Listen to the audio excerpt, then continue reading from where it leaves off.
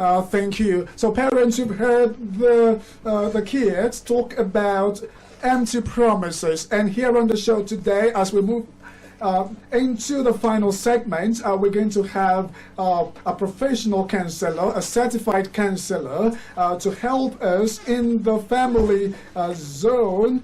He is Mr. Peter Chiwe. He was here last Saturday. He never had enough time to talk on what I invited him to discuss on the show. So I have decided to bring him back, knowing how good he is in handling, issues that enhance proper parenting and issues that strengthen family ties. So, Mr. Chiwe Peter, welcome to the show once again. Good evening, sir. Welcome to you. Thank you.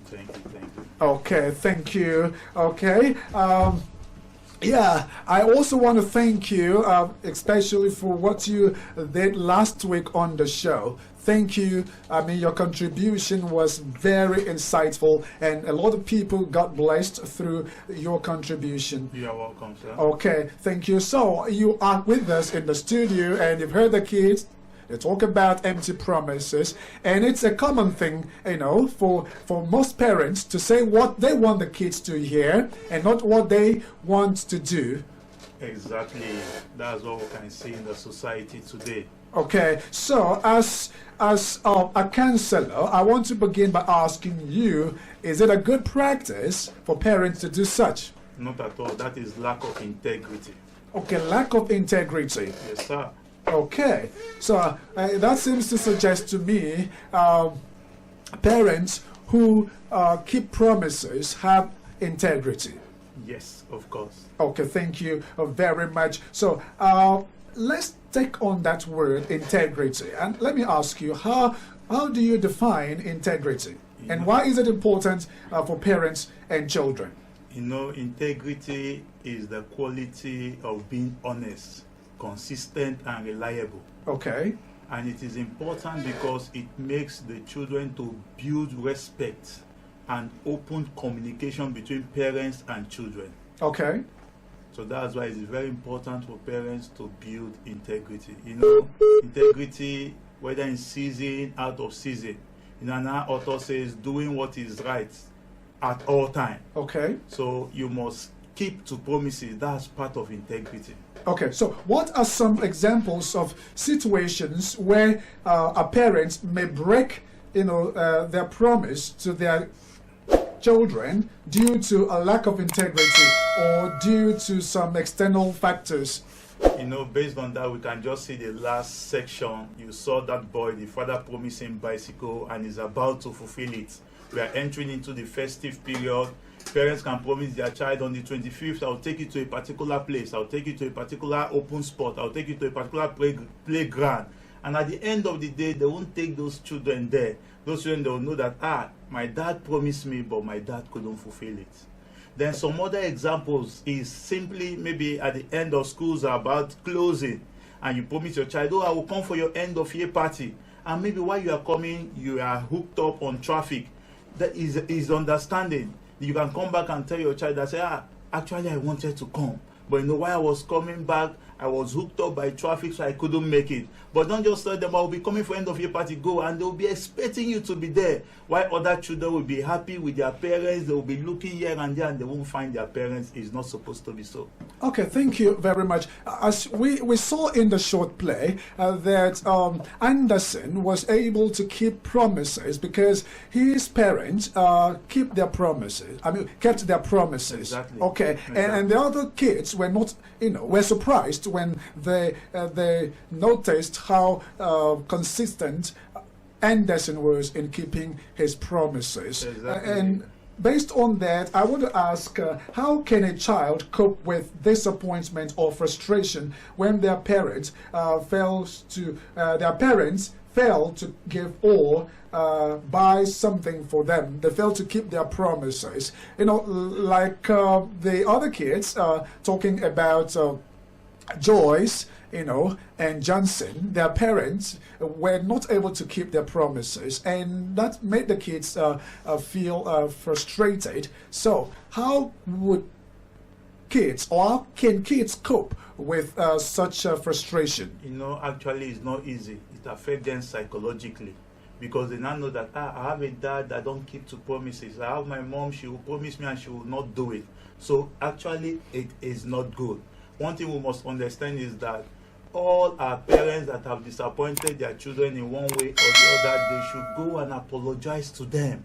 Tell them, I'm sorry, this one happened, that was why I couldn't keep to this. And they should build a relationship with their children. They should promise them something that is realistic in this festive period, and they should do it for them. So in doing that, the children, they'll be excited, knowing that, I have parents now that can keep to promises. Thank you very much for your contribution. Now let me ask you, Mrs. Bolu, you are here in the studio. For some kids, they no longer trust their parents because of the many promises they have failed to keep. And I want to ask you, how can a parent and a child rebuild trust? That when a parent says, okay, I'm going to get you this, and the child will say yes, like we saw it with Anderson. He was so confident that the parents would get him the bike, you know. So how can parents and their children rebuild or build such trust that once parents say something, their children will know, yes, it's as good as, you know, being done? Well, thank you, Papa Annie. What I have to say, even the Bible says the righteous will fall 7 times and rise up. So I will advise such parents to begin to start in the right way. Okay. You can start in the right way, start keeping to promises. Okay. Though when you start it, the children may think that, oh, I know my parents, I know my dad, my mom, this is just the beginning. They will not keep to it. By the time you keep to the first one, you keep to the second, the third, I believe with that, you're building the trust gradually. Okay. Gradually. Thank you very much for your contribution. Thank you. Listeners, you can call in and have your say and make your contribution. The numbers to call in are 084-550-977, 084-555-977. Call in and let us know your take on this. Should parents make promises they are not willing to keep? Should parents make promises they only make because their kids want to hear such promises, but they're not willing to keep the promises? Should parents make promises they are not willing to keep? And for parents who do such, what's your advice for them? Hello, welcome to Genius Court on Radio. Oh, I missed that call. 084-550-977, 084-555-977. Call in and make your contribution. What advice do you have for parents who make promises they don't keep? What advice? Hello, welcome to Genius Court on Radio. Hello, good afternoon. Good afternoon. Yes, I'm not hearing you, but I know that I'm connected. It's not good to parents to giving the child the promise ourselves. When you don't want to do something for the child, please don't promise that child. Tell that child that my daughter or my son, I did not have now. Anytime I have, I will give it to you. Okay. But when you promise a child, I will do this. Every time the child will be disturbing you, fake promise. It's not good at all. It's an abomination. Thank you very much. Thank you very much for your contribution. One final call before we end the show today. 084-550-977. Okay, let me take this. Hello, Dad. Hello, little genius. How are you? I'm fine. Okay, welcome to the show. What's your name? My name is Damatri. Okay, so tell me, what do you want to say to parents who make promises they don't keep? This is, Christmas period. I'll buy you this, but they don't keep those promises. What advice do you have for them? Sir, my mother promised me Oh, what did your mom promise you?